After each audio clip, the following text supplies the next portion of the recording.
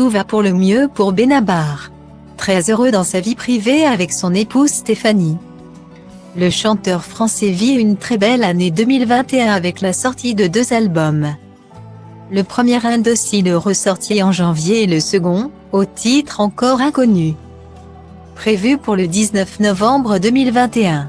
S'il jouit d'une très belle carrière dans la musique, il avait un tout autre domaine en tête quand il était plus jeune puisqu'il rêvait de faire du cinéma. Le juré de 2 artistes avait d'ailleurs réalisé quelques courts-métrages avant de se lancer définitivement dans la chanson en démarrant dans les bistrots. Lors de son interview avec Nikos Aliaga dans 50 pieds Incide, il est d'ailleurs revenu sur ses débuts formateurs avant de connaître le succès avec ses chansons comme Le Dîner qui lui ont permis de devenir l'un des compositeurs-interprètes français les plus populaires. Ces tubes lui ont également ouvert les portes du cinéma puisqu'il a obtenu son premier rôle sur grand écran avec le film Incognito aux côtés de Franck Dubosc et de Jocelyne Quivrin, tragiquement décédée quelques mois plus tard dans un accident de la route.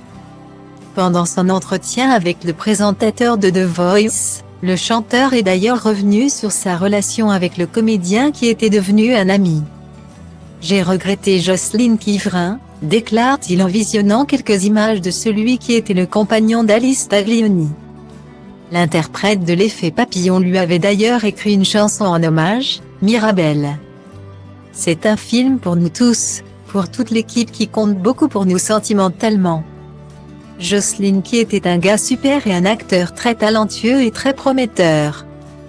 Continue-t-il en évoquant le comédien qui était promis à une très belle carrière.